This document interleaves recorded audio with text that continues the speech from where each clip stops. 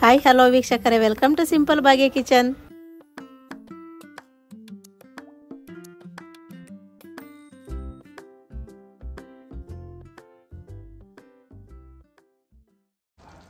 ಇವತ್ತು ನಾನು ಮಾಡ್ತಿರೋ ರೆಸಿಪಿ ಬಂದು ಪಾಸ್ತಾ. ಮನೆಯಲ್ಲಿರುವ ಪದಾರ್ಥಗಳನ್ನು ಉಪಯೋಗಿಸ್ಕೊಂಡು ಪಾಸ್ತಾ ಹೇಗೆ ಮಾಡೋದಂತ ತೋರಿಸ್ತಾ ಇದ್ದೀನಿ.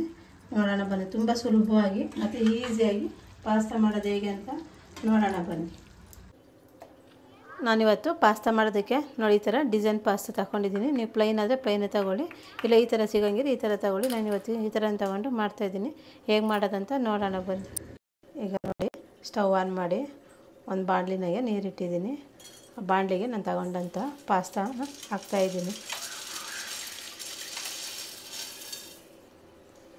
ಇದನ್ನು ಒಂದು 10 ನಿಮಿಷ ಬೇಯಕ್ಕೆ ಬಿಡೋಣ.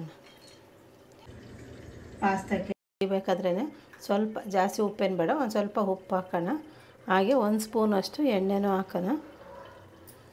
ಅಲ್ಲಿ 1 ಸ್ಪೂನಷ್ಟು, ಜಾಸ್ತಿ ಏನು ಬೇಡ, ಎಣ್ಣೆ ಹಾಕ್ತಾಯಿದ್ದೀನಿ. ಇದೆರಡೂ ಮಿಕ್ಸ್ ಮಾಡೋಣ. ಹಾಕಿದ ತಕ್ಷಣ ಮಿಕ್ಸ್ ಮಾಡೋಕ್ಕೆ ಹೋಗ್ಬೇಡ್ರಿ, ಕಟ್ಕೊಬಿಡುತ್ತೆ. 1 ಸೆಕೆಂಡ್ ಬಿಟ್ಟು ಆಮೇಲೆ ಮಿಕ್ಸ್ ಮಾಡಿ.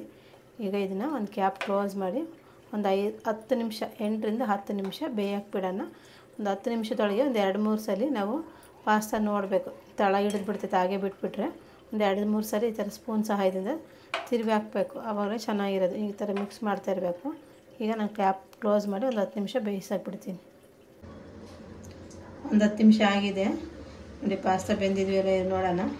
10 ನಿಮಿಷದೊಳಗೆ ಒಂದು 2-3 ಸಲ ನಾವು ಪಾಸ್ತಾನ ತಿರುಗಿಸ್ತಾ ಇರಬೇಕಿಲ್ಲ ಅಂದರೆ ತಳ ಹಿಡಿದು ಬಿಡ್ತೈತೆ. ಬೆಂದು ಸುಡ್ತಾ ಇದೆಯಲ್ಲ, ಹಂಗಾಗಿ ನಾನು ಸ್ಪೂನಲ್ಲಿ ನೋಡ್ತಾಯಿದ್ದೀನಿ. ಇದು 2 ಭಾಗ ಆಗಿದ್ರೆ ಪಾಸ್ತಾ ಬೆಂದಿದೆ ಅಂತ. ಇದರಲ್ಲಿರುವಂಥ ನೀರನ್ನ ಸಪ್ರೇಟ್ ಮಾಡ್ಕೊಂಡು ಬರೋಣ. ಈಗ ನಾನು ಸ್ಟವ್ ಮೇಲೆ ಒಂದು ಬಾಣಲಿ ಇಟ್ಟಿದ್ದೀನಿ. ಆ ಬಾಣಲಿಗೆ ಸ್ವಲ್ಪ ಎಣ್ಣೆ ಹಾಕ್ತಾಯಿದ್ದೀನಿ. ಒಂದು 4 ರಿಂದ 5 ಟೀ ಸ್ಪೂನಷ್ಟು ಎಣ್ಣೆ ಹಾಕ್ತಾಯಿದ್ದೀನಿ. ಎಣ್ಣೆ ಬಿಸಿಯಾಗಿದೆ. ಈಗ ನಾನು ಒಂದು 6 ಈರುಳ್ಳಿ ತಗೊಂಡು ಸಣ್ಣದಾಗಿ ಉದ್ದು ಕಚ್ಚಿಟ್ಕೊಂಡು ಈರುಳ್ಳಿ ಹಾಕ್ತಾಯಿದ್ದೀನಿ.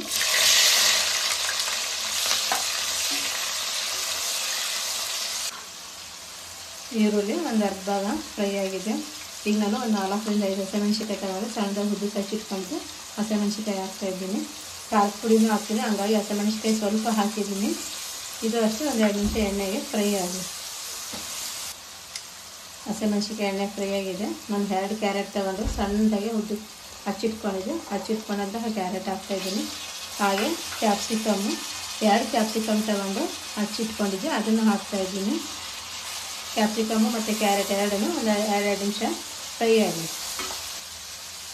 ಚಿಕ್ಕದಾಗಿರೋದ್ರಿಂದ 3 ಟೊಮೆಟೊ ತೊಗೊಂಡಿದ್ದೆ. ದಪ್ಪ ಟೊಮೆಟೊನ 2 ಹಾಕ್ಕೊಳ್ಳಿ. ನಾನು ಸಣ್ಣ ಟೊಮೆಟೊ ತೊಗೊಂಡಿದ್ದೆ, ಹಾಗಾಗಿ 3 ಟೊಮೆಟೊ ತೊಗೊಂಡಿದ್ದೆ. ಟೊಮೆಟೊನೂ ಹಾಕ್ತಾಯಿದ್ದೀನಿ. ಇದು 3 ತರಕಾರಿನೂ ಚೆನ್ನಾಗಿ ಎಣ್ಣೆಗೆ ಫ್ರೈ ಆಗಿದೆ. ಈ ತರಕಾರಿ ಹಾಕಾದ್ರೂ ಪಾಸ್ತಾ ಮಾಡ್ಕೋಬೋದು, ಇಲ್ಲ ಹಾಗೇನಾದ್ರೂ ಮಾಡ್ಕೋಬೋದು. ಈಗ ತರಕಾರಿ ಎಲ್ಲನ ಒಂದು 2 ನಿಮಿಷ ಬೇಯಿದೆ, ಹಂಗಾಗಿ ನಾನು ಕ್ಯಾಪ್ ಕ್ಲೋಸ್ ಮಾಡಿ ಒಂದು 2 ನಿಮಿಷ ಬೇಯಕ್ಕೆ ಬಿಡ್ತೀನಿ. ಒಂದು 2 ನಿಮಿಷ ಆಗಿದೆ. ಈಗ ನೋಡಿ, ಪೂರ್ತಿ ತರಕಾರಿ ಬೇಯಬಾರ್ದು, ಅರ್ಧ ಬೆಂದರೆ ಸಾಕಾಗುತ್ತೆ. ತುಂಬಾ ಬೆಂದರೆ ಅಷ್ಟು ಚೆನ್ನಾಗಿರಲ್ಲ, ಬಾಯಿ ಸಿಗಲ್ಲ, ಹಾಗೆ ಕರಿಬಿಡುತ್ತೆ. ಹಾಗಾಗಿ ಒಂದು ಅರ್ಧ ಭಾಗ ಬೆಂದರೆ ಸಾಕಾಗುತ್ತೆ. ಈಗ ಇದಕ್ಕೆ ನಾನು ಖಾರಕ್ಕೆ ಎಷ್ಟು ಬೇಕೋ ಅಷ್ಟು ಖಾರದ ಪುಡಿ ಹಾಕಿದ್ದೀನಿ, ಹಸಿಮೆಣ್ಸಿಕಾಯನ್ನು ಹಾಕಿದ್ದೀನಿ. ನೋಡ್ಕೊಂಡು ನೀವು ಎಷ್ಟು ಮಾಡ್ತೀರೋ ಅದನ್ನು ನೋಡ್ಕೊಂಡು ನೀವು ಹಾಕ್ಕೊಂಡು. ಇವತ್ತು ನಾನು ಅರ್ಧ kg ಪಾಸ್ತಾ ರೆಡಿ ಮಾಡ್ತೀನಿ. ಅರ್ಧ kg ಪಾಸ್ತಾ ತಗೊಂಡಿದ್ದೀನಿ. ಆ ಪಾಸ್ತಾಕ್ಕೆ ಎಷ್ಟು ಬೇಕೋ ಅಷ್ಟು ಖಾರದ ಪುಡಿ ಹಾಕ್ತಾಯಿದ್ದೀನಿ. ಆಗಿದ್ದಕ್ಕೆ 1 ಟೇಬಲ್ ಸ್ಪೂನಷ್ಟು ಧನಿಯಾ ಪುಡಿ ಹಾಕ್ತಾನೆ ನೋಡಿ. 1 ಟೀ ಸ್ಪೂನಷ್ಟು ಧನಿಯಾ ಪುಡಿ ಹಾಕ್ತಾಯಿದ್ದೀನಿ. ಒಂದು ಅರ್ಧ ಟೀ ಸ್ಪೂನಷ್ಟು ಗರಂ ಮಸಾಲ ಹಾಕ್ತಾನೆ. ಗರಂ ಮಸಾಲೆ ಜಾಸ್ತಿ ಹಾಕ್ಬಿಟ್ರೆ ಫ್ಲೇವರ್ ಜಾಸ್ತಿ ಆಗಿಬಿಡುತ್ತೆ. ಹಾಗಾಗಿ ಒಂದು ಅರ್ಧ ಟೀ ಸ್ಪೂನಷ್ಟು ಗರಂ ಮಸಾಲ ಹಾಕೋಣ. ನೀವು ಯಾವುದೂ ಮಸಾಲೆ ಇದು ಯೂಸ್ ಮಾಡಿಲ್ಲ ಅಂದರೆ ಮ್ಯಾಗಿ ಮಸಾಲೆ ಬರುತ್ತಲ್ಲ, ಮ್ಯಾಗಿ ಮಸಾಲೆನಾಗೂ ಹಾಕೋಬೋದು. ಅದು ಹಾಕಿದ್ರೆ ತುಂಬ ಚೆನ್ನಾಗಿರುತ್ತೆ. ಇವತ್ತು ನಾನು ಮ್ಯಾಗಿ ಮಸಾಲೆ ಏನು ಹಾಕಿ ತೋರಿಸ್ತಾ ಇಲ್ಲ, ಮನೆಯಲ್ಲಿರುವಂಥ ಪದಾರ್ಥಗಳನ್ನು ಉಪಯೋಗಿಸ್ಕೊಂಡು ಪಾಸ್ತಾ ಹೇಗೆ ಮಾಡೋದಂತ ತೋರಿಸ್ತಾ ಇದ್ದೀನಿ. ಹಾಕಿದ್ಮೇಲೆ ಎಲ್ಲನೂ ನೀಟಾಗಿ ಮಿಕ್ಸ್ ಮಾಡೋಣ. ತರಕಾರಿ ಎಲ್ಲನೂ ಮಸಾಲೆಗೆ ಬೇಯಿದೆ ಒಂದು 2 ನಿಮಿಷ. ಈಗ ಇದಕ್ಕೆ ನಾನು ಉಪ್ಪು ಹಾಕ್ತಾಯಿದ್ದೀನಿ. ಆಮೇಲೆ ಪಾಸ್ತಾ ಬೇಯಿಸ್ಕೊಳ್ಳೋಕ್ಕೂ ಸ್ವಲ್ಪ ಉಪ್ಪು ಹಾಕಿದ್ದೀನಿ. ಉಪ್ಪು ನೋಡ್ಕೊಂಡು ಹಾಕೊಳ್ಳಿ. ಪಾಸ್ತಾ ಬೇಯಿಸ್ಬೇಕಾದ್ರೆ ಉಪ್ಪು ಹಾಕಿರ್ತೀವಲ್ಲ, ಈಗ ಸ್ವಲ್ಪ ಕಮ್ಮಿನೇ ಉಪ್ಪು ಹಾಕೋಣ. ಆಮೇಲೆ ಬೇಕಾದ್ರೆ ನಾವು ಹಾಕ್ಕೋಬೋದು. ಹಾಗಾಗಿ ನಾನು ಒಂದು 3/4 ಟೀ ಸ್ಪೂನಷ್ಟು ಉಪ್ಪು ಹಾಕಿದ್ದೀನಿ. ಉಪ್ಪು ಹಾಕಿದ್ಮೇಲೆ ನೀಟಾಗಿ ಮಿಕ್ಸ್ ಮಾಡೋಣ. ಮಸಾಲೆ ಎಲ್ಲ ಹಾಕಿದ್ದಾದಮೇಲೆ ಒಂದು 2 ನಿಮಿಷ ಬಿಟ್ಟು ಈಗ ನಾನು ಸೋಯಾ ಸಾಸ್ ಹಾಕ್ತಾಯಿದ್ದೀನಿ.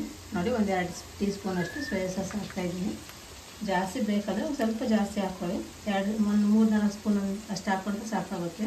ಇಲ್ಲ ಕಮ್ಮಿ ಬೇಕಂದರೆ ಕಮ್ಮಿ ಹಾಕೊಳ್ಳಿ, ಒಂದು 2 ಸ್ಪೂನ್ ಹಾಕಿದರೆ ಸಾಕಾಗುತ್ತೆ. ಕಮ್ಮಿ ಅಂದರೆ ಈಗ ಇದಕ್ಕೆ ನಾನು ಟೊಮೆಟೊ ಸಾಸ್ ಹಾಕ್ತಾಯಿದ್ದೀನಿ. ಟೊಮೆಟೊ ಸಾಸು ಅಷ್ಟೇ ನಿಮ್ಗೆ ಎಷ್ಟು ಬೇಕು ಅಷ್ಟು ನೋಡ್ಕೊಂಡು ಹಾಕೊಳ್ಳಿ. ನಾನು ಮಕ್ಕಳು ತಿನ್ನೋಕ್ಕೋಸ್ಕರ ಸಾಸ್ ಹಾಕ್ತಾಯಿದ್ದೀನಿ. ನಾವು ಹಾಗೇನೂ ಮಾಡ್ಕೊಬೋದು, ಸಾಸ್ ಹಾಕೇ ಮಾಡಬೇಕಂತ ಏನಿಲ್ಲ.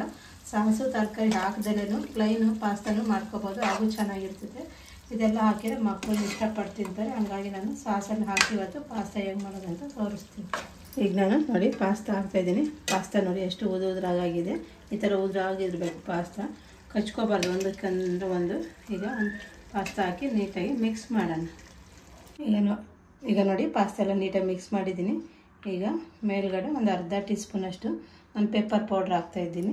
ಮಕ್ಕಳೆಲ್ಲ ತಿಂತಾರಂದರೆ ನೋಡ್ಕೊಂಡು ಹಾಕೊಳ್ಳಿ ಖಾರ ಎಷ್ಟು ಬೇಕು. ಹಸಿಮೆಣ್ಸಿನ್ಕಾಯಿ ಮತ್ತು ಚಿಲ್ಲಿ ಪೌಡ್ರು ಮತ್ತು ಪೆಪ್ಪರ್ ಪೌಡ್ರ್ ಎಲ್ಲ ಹಾಕಿರ್ತೀವಲ್ಲ, ಖಾರ ಜಾಸ್ತಿ ಆಗುತ್ತೆ. ಇವತ್ತು ನಮ್ಮ ಮನೆ ದೊಡ್ಡ ಮಕ್ಕಳಿದ್ದಾರೆ, ಚಿಕ್ಕ ಮಕ್ಕಳೆಲ್ಲ, ಅವ್ರಿಗೋಸ್ಕರ ಮಾಡ್ತಾಯಿರೋದು. ಹಾಗಾಗಿ ನಾನು ಖಾರ ಸ್ವಲ್ಪ ಜಾಸ್ತಿನೇ ಹಾಕಿದ್ದೀನಿ. ನೀವು ಮನೇಲಿ ಚಿಕ್ಕ ಮಕ್ಕಳಿದ್ರೆ ಸ್ವಲ್ಪ ನೋಡ್ಕೊಂಡು ಖಾರ ಹಾಕ್ಕೊಳ್ಳಿ. ಪೆಪ್ಪರ್ ಪೌಡ್ರ್ ಹಾಕಿದ್ಮೇಲೆ ನೀಟಾಗಿ ಒಂದ್ಸರಿ ಎಲ್ಲ ಮಿಕ್ಸ್ ಮಾಡೋಣ. ಹಾಗೆ ಲಾಸ್ಟಲ್ಲಿ ಸ್ವಲ್ಪ ಕೊತ್ತಂಬರಿ ಸೊಪ್ಪು ಹಾಕೋಣ.